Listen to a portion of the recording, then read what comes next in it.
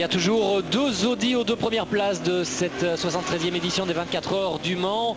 Deux Audi désormais dans le même tour, 2 minutes 32 secondes d'avance pour Tom Kristensen, le Danois, sur Frank Biela. Les deux voitures de la même équipe, Champion, on vous le rappelle. Troisième place pour la Dome Mugen de Michigami à 2 tours désormais. Juste derrière lui, il y a Yann Lammers. Il y a ensuite à la 5e place la 3e Audi, la française, Audi Oreca de Jean-Marc Gounon, qui a connu un problème de suspension alors qu'il venait de prendre le volant. La réparation a été faite relativement vite, mais on a quand même dans l'aventure perdu 2 tours. Du coup, c'est une 5e place avec des chronos de 3 minutes 44 secondes pour l'Audi de chez Oreca. Sébastien Loeb à l'image, à l'attaque de la 2e chicane.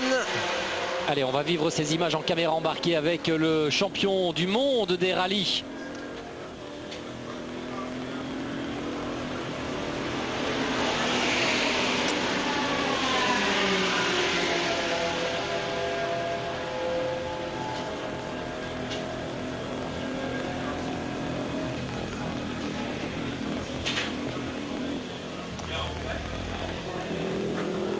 Avec comme indication les rapports notamment.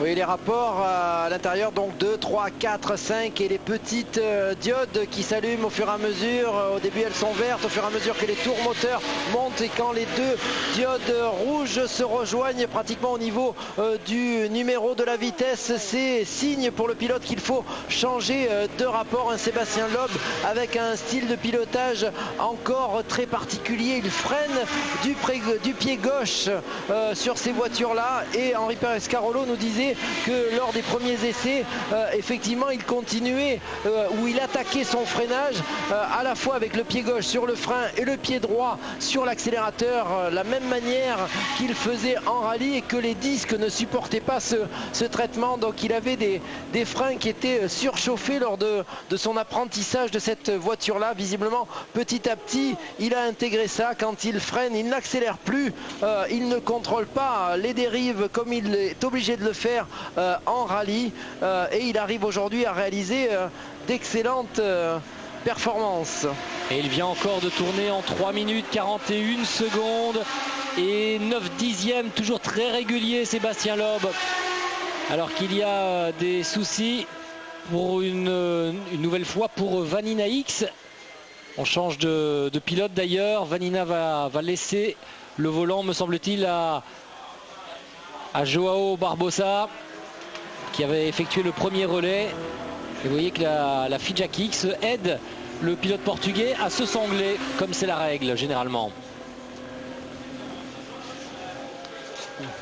On va suivre peut-être ce tour avec Sébastien Loeb, passage devant les stands, 6e rapport, cette première chicane en 2e. La descente vers les S du tertre rouge en 5e. On descend un rapport 4e et 3. Même pour Sébastien Loeb. Donc Sébastien Loeb qui a tendance à être pratiquement un rapport en dessous que ce qui est peut-être permis avec les Audi. Donc sur ces Pescarolo, un petit peu plus... on se sert un petit peu plus du moteur, on consomme un petit peu plus. L'attaque de la ligne droite des Inaudières, 6e, un freinage très violent à plus de 330 km/h pour cette première chicane PlayStation. On va rétrograder dans la première partie en 3, 2e. Réaccélération. Toujours ce petit signal visuel avec les 4 diodes rouges qui se rejoignent et qui indiquent à Sébastien le bon timing pour changer de rapport. Des vitesses électro pneumatiques, des commandes situées derrière le volant. À droite on monte les rapports, à gauche on descend. Pas besoin d'utiliser l'embrayage, pas besoin de lever le pied de l'accélérateur. Lorsque l'on monte tous ces rapports, il y a une coupure électronique qui s'effectue. Et de manière identique lors de la descente des rapports, le pilote n'a pas donné ce petit coup de gaz qui évitera les blocages de roues arrière. Pas mal d'électronique à bord de ces voitures. Bien entendu, ça n'a rien à voir avec la sophistication des systèmes embarqués en F1. Néanmoins, de l'anti-patinage pour ces Pescarolo. Une séquence tout à fait intéressante qui nous permet de faire pratiquement le tour complet de ce circuit de la Sarthe. Avec les difficultés de luminosité que vous expliquiez tout à l'heure, Pierre-Henri, au moment de la tombée de la nuit, lorsque le soleil se pointe véritablement à l'horizon. Ce cap difficile semble être quelque peu passé. Maintenant, le soleil commence à être masqué par les bosquets.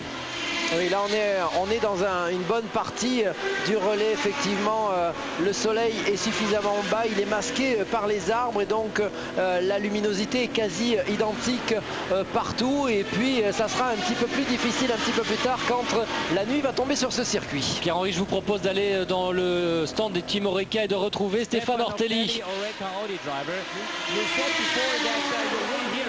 Stéphane, vous avez gagné ici en 91, c'était le meilleur jour de votre vie. Et aujourd'hui, vous êtes avec deux coéquipiers français, ce sera encore mieux, non si Oui, bien entendu, on essaye cela. Nous avons une très très bonne voiture, mais on a dû changer un triangle de suspension. Mais peut-être quelque chose s'est cassé quand j'ai été obligé de rouler large à l'extérieur de ce virage pour éviter une courage en difficulté. Mais vous savez, à part cela, on a beaucoup de plaisir à conduire cette voiture fantastique. Et c'est une satisfaction pour nous que de conduire cette voiture-là. Un petit peu de déception dans le virage de Stéphane Ortelli. Donc effectivement, il y avait eu la petite sortie de piste, la petite incursion dans le gravier, mais il y avait aussi le passage sur les débris de la Courage qui avait explosé son pneu arrière. Donc image que nous n'avions pas eu et confirmation de Stéphane Ortelli qui avait peut-être endommagé cette suspension sur ce passage inopiné. Du coup, la voiture de Stéphane Ortelli, pilotée pour l'instant par Jean-Marc Gounon, se retrouve au 4e rang. Elle tourne en 3 minutes 44, 3 minutes 45 désormais, soit 1 à 2 secondes moins vite que les autres Audi de tête, avec 2 tours de retard. Donc il va falloir désormais compter sur des problèmes parce que sans cela, l'Audi de chez Oreca ne pourra pas revenir à la régulière, elle ne pourra pas combler ces 2 tours sur Christensen et sur Biella. La Courage numéro 12 en difficulté. Oui, jusqu'à présent, celle-ci avait été épargnée par la malchance, contrairement à celle de Jonathan Cochet et de Bruce Jouani. Et bien désormais, la 12 aussi est dans une position un petit peu inconfortable. Alors que là, on est revenu sur l'homme de tête, Tom Christensen.